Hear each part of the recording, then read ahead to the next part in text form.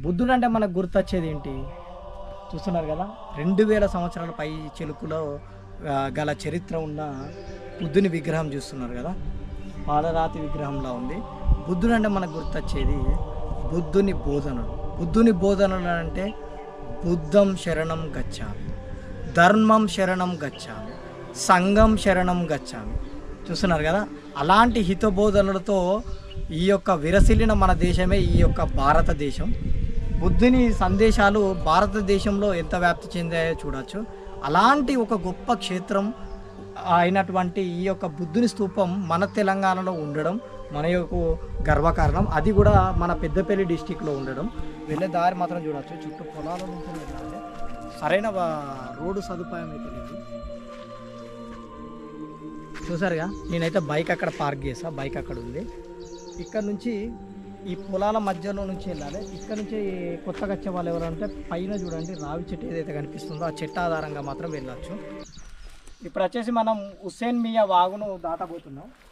ఈ హుస్సేన్ మియా వాగు అవతలనే మనకు బుద్ధుడు ధ్యానం చేసినటువంటి బౌద్ధ స్తూపం అయితే కనిపిస్తుంది. దాడదాం పైన.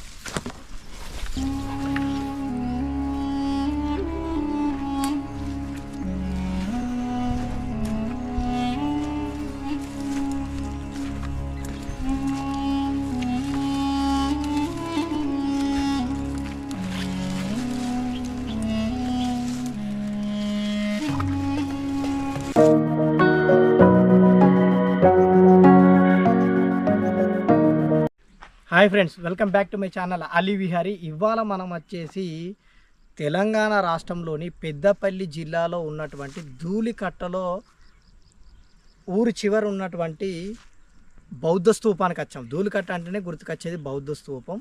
ఇది దాదాపు 2వ శతాబ్దం, అంటే 2వ శతాబ్దం బీసీ చివరి నాటి సమయంలో నిర్మించబడింది. అంటే దాదాపు సుమారుగా 2000 సంవత్సరాల క్రితం నిర్మించబడిన మనం బౌద్ధ స్తూపానికి అయితే వెళ్దాం. అక్కడికి వెళ్ళినాక చరిత్ర కూడా చెప్తా. ఎందుకంటే ఇది దాదాపు 2000 సంవత్సరాల క్రితం స్థాపించబడింది. మరియు ఇది ఆ కాలంలో శాతవాహన కాలంలో ప్రసిద్ధికి ఎక్కింది. దీన్ని చూడడానికి చాలామంది ఫారినర్స్ మరియు బౌద్ధ పౌర్ణమి రోజు చాలామంది బౌద్ధులు ఇక్కడికి అయితే వస్తారు ధ్యానం చేయడానికి. అది ఎలా ఉందో చూద్దాం. వెళ్ళే దారి మాత్రం చూడవచ్చు, చుట్టూ పొలాల నుంచి వెళ్ళాలి. సరైన రోడ్డు సదుపాయం అయితే లేదు. చూసారుగా, నేనైతే బైక్ అక్కడ పార్క్ చేసా, బైక్ అక్కడ ఉంది.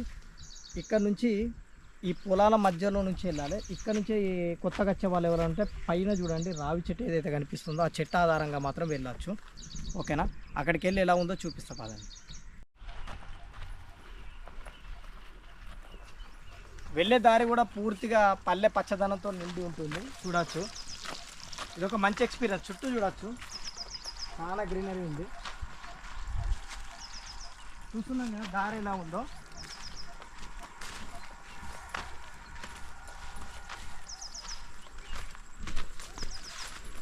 చుట్టూ చూడవచ్చు. పొలం గెట్లు అంటారు కదా, వాటి మీదనే వెళ్ళాలి మనకి. ఎందుకంటే సరైన దారి అనేది లేదు. ఈ స్తూపం వచ్చేసి పూర్తిగా పొలం మధ్యలో ఉంది కాబట్టి మనం ఇలాగే వెళ్ళాలి.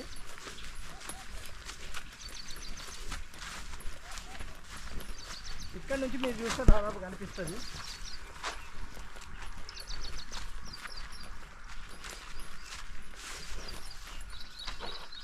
కనిపిస్తుంది చూడండి అక్కడ, అదే బౌద్ధ స్తూపం. వెళ్దాం పదండి. ఇప్పుడు వచ్చేసి మనం హుస్సేన్ మియా వాగును దాటబోతున్నాం. ఈ హుస్సేన్ మియా వాగు అవతలనే మనకు బుద్ధుడు ధ్యానం చేసినటువంటి బౌద్ధ స్తూపం అయితే కనిపిస్తుంది. దాడదాం పదండి.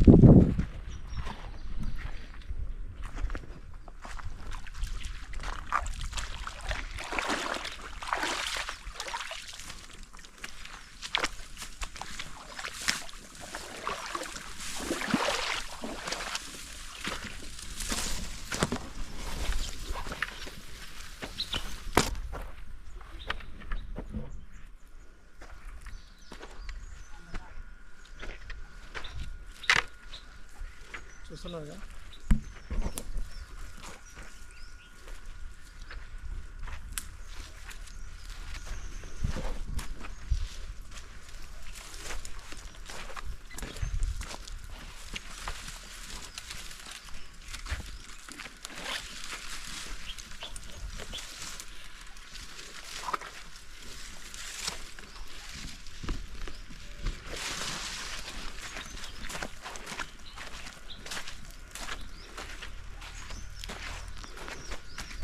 మీకు అక్కడ ఎదురుగా కనిపిస్తుంది చూడండి, అదే వచ్చేసి బౌద్ధ స్తూపం. అది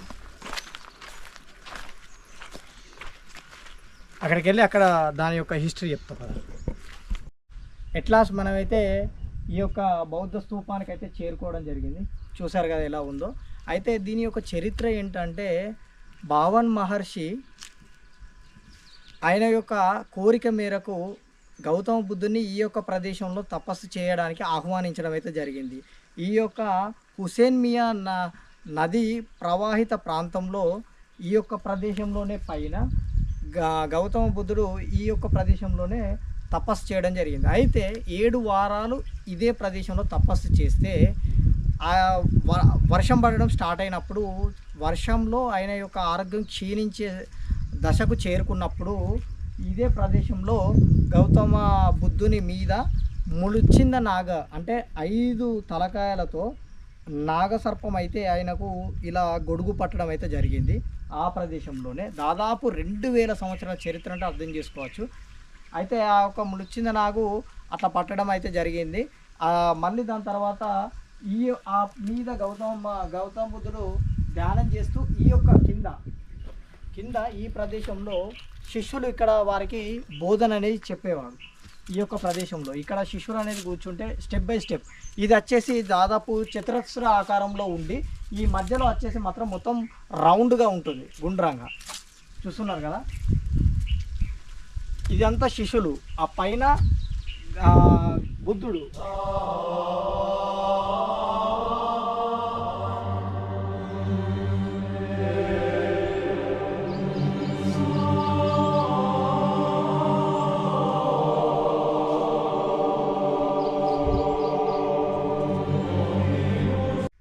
చూస్తున్నారు కదా, 2000 సంవత్సరాల పై చిలుకులో గల చరిత్ర ఉన్న బుద్ధుని విగ్రహం చూస్తున్నారు కదా. పాలరాతి విగ్రహంలా ఉంది. బుద్ధుడు అంటే మనకు గుర్తొచ్చేది బుద్ధుని బోధనలు అంటే బుద్ధం శరణం గచ్చామి, ధర్మం శరణం గచ్చామి, సంఘం శరణం గచ్చామి. చూస్తున్నారు కదా, అలాంటి హితబోధనలతో ఈ యొక్క విరసిల్లిన మన దేశమే ఈ యొక్క భారతదేశం. బుద్ధుని సందేశాలు భారతదేశంలో ఎంత వ్యాప్తి చెందాయో చూడవచ్చు. అలాంటి ఒక గొప్ప క్షేత్రం అయినటువంటి ఈ యొక్క బుద్ధుని స్తూపం మన తెలంగాణలో ఉండడం మన యొక్క గర్వకారణం. అది కూడా మన పెద్దపల్లి డిస్టిక్లో ఉండడం. మళ్ళీ దీని తర్వాత ఖమ్మం డిస్టిక్లో కూడా ఉంది. అయితే దీని పరంగా చూసుకుంటే ఈ ప్రదేశంలో 1974, 75 అంటే 75, 76 కూడా ఆ ప్రాంతంలో ఈ యొక్క ప్రదేశంలో తవ్వకాలు అయితే జరపడం జరిగింది. అప్పుడే వెలుగులోకి వచ్చింది ఈ యొక్క బుద్ధుని స్తూపం. దాంతోపాటు ఇక్కడ కూడా ఇంకా చాలా మన మృచ్చింద నాగు సర్పంతో మరియు ఇతర బుద్ధుని విగ్రహాల అవశేషాలు కూడా దొరకడం జరిగింది. అవన్నీ కరీంనగర్లోని మ్యూజియంలో పెట్టడం జరిగింది. అయితే దీని గురించి ఇంకా చూడాలంటే దీని పక్కకు మొత్తం ఆర్టెక్ చూడవచ్చు. కింద అప్పటి సున్నం రాతితో చేసినటువంటి గోడ అయితే ఉన్నది, చూస్తున్నారు కదా. అయితే ఈ యొక్క బౌద్ధ స్తూపాన్ని శిష్యులు అయితే కట్టించడం జరిగింది, బుద్ధుని శిష్యులు. అయితే ఈ యొక్క గోడలు చూడవచ్చు మీరు. ఈ గోడలు మొత్తం తవ్వినట్టున్నాయి. దాదాపు ఇందులోపట ఏదైనా బంగారం లాంటివి ఏమన్నా ఉంటాయి అని చెప్పి, ఆభరణాలు గిట్లా మన బంగారం గిట్లా ఏమన్నా ఉంటాయని చెప్పి దీన్ని అయితే మొత్తం తవ్వడం జరిగింది. అందుకే ఇదంతా చూస్తే మీరు మొత్తం విరిగిపడి ఉన్నది. ఇవన్నీ మీరు చూడవచ్చు. ఇందు లోపల ఏమన్నా దొరుకుతాయని చెప్పి. అంటే ఇక మనకు తెలిసిన విషయం ఏంటంటే ఏ పురాతన వస్తువు ప్రాచీన ఏది కనిపించినా కూడా మనకు తవ్వకాలు ఒకటి అలవాటు అయిపోయింది గుప్త నిధుల మోడల్లో. అలాంటి తవ్వకాలు ఇవి. అందుకే ఇవి ఇలా ఉన్నాయి, మీరు చూడవచ్చు. ఓకేనా. ఏదేమైనా కూడా ఇలాంటి ఒక పవిత్రమైన క్షేత్రాలను మనమైతే కాపాడుకోవడం మన వంతు బాధ్యత. ఎందుకంటే భావితరాలకు మరియు మనకు కూడా టూరిజం పర్పస్లో చాలా యూజ్ అవుతాయి. ఎంతో చరిత్ర దాగున్న దేశమే మన యొక్క భారతదేశం. అందుకే మనం ఇలాంటి ప్లేసులను చాలా వరకు వెలుగు తీసుకొచ్చి వాటిని దాన్ని ఏమంటారు రెస్టరేషన్ చేయించి మనం మళ్ళీ దాన్ని వాడకంలోకి తీసుకురావాలి. అప్పుడే మనకు విలువైతుంటుంది. ఓకేనా? ఇది చూడవచ్చు ఎంత పెద్దగా ఉందో. ఆర్కిటెక్ట్ మాత్రం ఇక్కడ క్లియర్గా కనిపిస్తుంది. చూడవచ్చు ఎలా ఉందో. చూసారుగా ఇక్కడ కూడా ఇది మొత్తం ఇటుకలతో కట్టింది. దాదాపు ఈ 4 సైడ్లు ఇంతకుముందు నేను చెప్పినట్టు మెట్ల మార్గం ఉంటుంది. ఏ దారం నుంచి అయినా 4 దారిలో ఆ శిష్యులు అనేది ఎక్కి ధ్యానంలో కూర్చోవచ్చు. ఓకేనా? ఆ ప్రదేశం నుంచే హితబోధన చేసేవాడు కాబట్టి బుద్ధుడు శిష్యులందరూ ఇక్కడే కూర్చొని వినేవారు. ఓకే,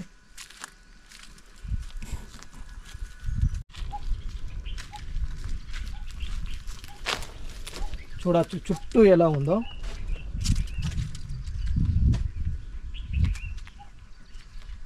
ఆ కాలంలో ఈ యొక్క ప్రాంతం చాలా గొప్ప పాత్ర అయితే పోషించడం అయితే జరిగింది.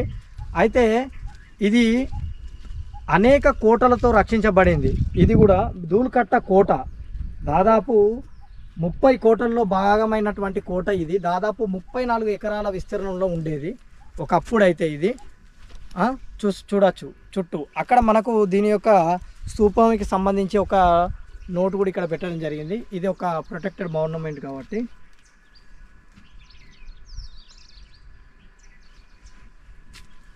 అయితే గ్రీకు దూత అయినటువంటి మెగస్తనిస్ ఆయన యొక్క వివరణలో రచించడం మెగస్తనిస్ ద్వారా చెప్పబడిన దాంట్లో చాలా వరకు నిజమైన ఏంటి అంటే, ఈ యొక్క ప్రదేశంలో తవ్వకాలలో ఆనాటి రోమన్ మరియు శాతవాహన కాలం నాటి బిల్లలు మరియు తర్వాత ఏనుగు దంతాలతో చేసినటువంటి దువ్వెన మరియు మా ఆనాటి మట్టితో చేసినటువంటి గాజులు, చాలా సామాగ్రి, అద్దం, అప్పుడు ఆ కాలంలో వాడినటువంటి వస్తువులన్నీ ఇక్కడ దొరకడం జరిగిందట. వీటన్నిటిని మ్యూజియంలో అయితే పెట్టడం అయితే జరిగింది. చుట్టూ చూడవచ్చు ఎలా ఉందో. ఇంకా మీకు ఆనాటి కట్టడం యొక్క ఆర్కిటెక్ట్ అయితే కనిపిస్తుంది. చూస్తున్నారు కదా, చూడవచ్చు చుట్టూ. అయితే ఈ ప్రదేశంలో మీకు 2 బుద్ధులు అయితే కనిపిస్తారు. ఒకటి మీరు అక్కడ చూసిన తెల్ల పాలరాతి విగ్రహం లాంటిది, మరొకటి వచ్చేసి బంగారం లాంటిది. అది వచ్చేసి ఇక్కడ కనిపిస్తుంది చూడండి. ఇది చూసారుగా బుద్ధుడు ధ్యానం చేస్తున్నటువంటి విగ్రహం.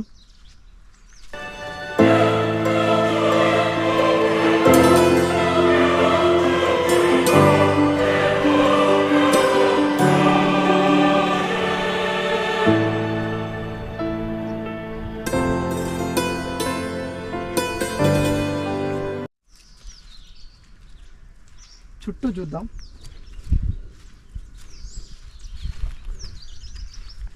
దాదాపు ఇది శిథిలావస్థలో ఉంది. ఎందుకంటే దాదాపు 1000 సంవత్సరాలు కాబట్టి దాదాపు గవర్నమెంట్ ఇక్కడ మాత్రం శ్రద్ధ తీసుకొని చేస్తే మాత్రం మంచి టూరిజం స్పాట్ అవుతుంది. ఎందుకంటే చాలా దూరం నుంచి బౌద్ధ పౌర్ణమికి తపస్సు చేయడానికి బౌద్ధ సన్యాసులు అయితే చాలామంది వస్తారు. ఫారినర్స్ కూడా వస్తారు.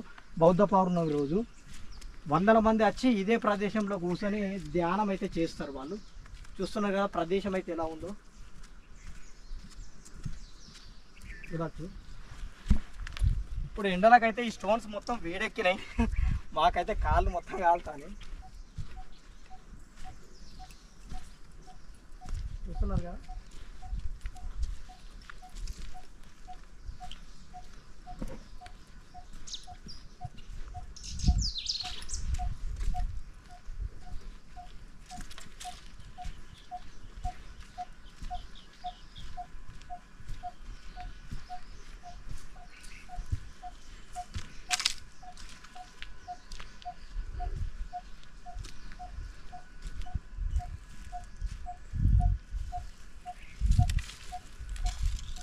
ఇలా 4 వైపులో చతురస్రాకారంలో ఉంటుంది. 4 ఎంట్రన్స్ స్ట్రైట్గా 2 అటు 2 మొత్తం 4 వైపులా. చూడచ్చు. ఇక్కడనే వాళ్ళు రౌండ్గా కూర్చొని ధ్యానం చేస్తారు. ఒక మనిషి కూర్చోవడానికి సరిపడా బ్రిక్స్ అయితే చూడొచ్చు ఎలా ఉందో. ఇక్కడ కూర్చొని ధ్యానం చేస్తారు. మరి ఇంకొక రో వచ్చేసి పైన ధ్యానం చేస్తారు. బుద్ధుడు ఆపై మీద కూర్చొని మాత్రం ధ్యానం అయితే చేయడం జరుగుతుంది. చూడచ్చు.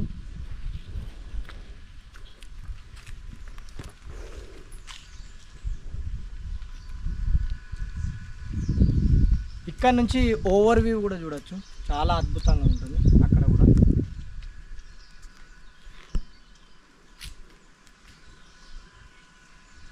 ఒక మంచి విషయం ఏంటంటే ఈ యొక్క దాదాపు చరిత్ర గల ప్రాంతాన్ని ఈ యొక్క ఊరు గ్రామస్తులే కాపాడుకోవడం అయితే జరుగుతుంది. అదొక మంచి విషయం.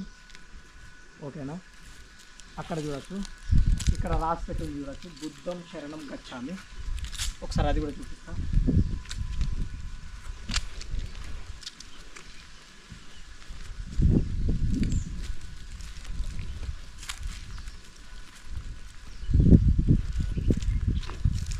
ఒకప్పటి కాలంలో ఈ యొక్క ప్రాంతం చాలా అంటే చాలా కేంద్రంగా వెరసిల్లేదట. ఆ కాలంలో ఇదే మెయిన్ కేంద్రంగా వెరసిల్లేది. అందుకే ఈ ప్రాంతంలో చాలా వరకు కట్టడాలు ఉన్నాయి. దాదాపు శాతవాహన కాలంలో కూడా 30 కోటలు దాదాపు కట్టడం జరిగింది. అందులో ఒకటైనటువంటి కోటే ఈ యొక్క ధూళికట్ట కోట, అంటే మట్టి కోట. అయితే ఈ యొక్క కోట ప్రాంతం అయితే చూడొచ్చు ఎలా ఉందో. ఇప్పుడైతే పూర్తిగా పొలాలలో అయితే కలిసిపోయి ఉంది.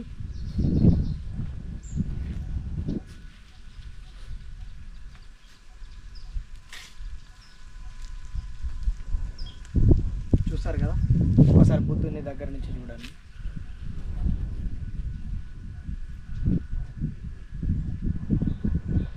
పీస్కి మెడిటేషన్కి సింబల్ గౌతమ బుద్ధుడు. అందుకే దాదాపు ప్రతి ఒక్కరు ఇంట్లో మరియు ఏదైనా యోగా లాంటి ఏడ చేసినా కూడా ఖచ్చితంగా బుద్ధుని విగ్రహం అయితే ఉంటుంది. నాకు తెలిసినంత వరకు అయితే అంతటి ఉంటుంది. ఎందుకంటే చాలా వరకు ఎవరింట్లోనైనా బుద్ధుని ఉంటుంది. ఎందుకంటే అది ఒక పీస్కి సింబల్ కాబట్టి మనకు. ఓకేనా. చూస్తున్నారు కదా చుట్టూ ఇంతకుముందు చూపించినట్టు ఇది చూపించడానికైతే ఇంత దూరం అయితే రావడం జరిగింది. ఓకేనా ఫ్రెండ్స్, నా వీడియో కనుక నచ్చినట్టయితే లైక్, షేర్ అండ్ సబ్స్క్రైబ్ చేసుకోవడం మర్చిపోకండి. మరిన్ని ఇంట్రెస్టింగ్ వీడియోస్తో మీ ముందుకు వస్తాం. మీ Ali Vihari keep watching. Subscribe చేసుకోవడం మాత్రం మర్చిపోకండి. చాలామంది చేసుకోవడం లేదు. మీరు చేసుకుంటేనే నా యొక్క అప్డేట్స్ అనేవి రావడం జరుగుతుంది. మంచి మంచి వీడియోస్ ఇంకెన్ని తీసుకొస్తాం మీ గురించి. Okay friends, thanks for watching. Bye.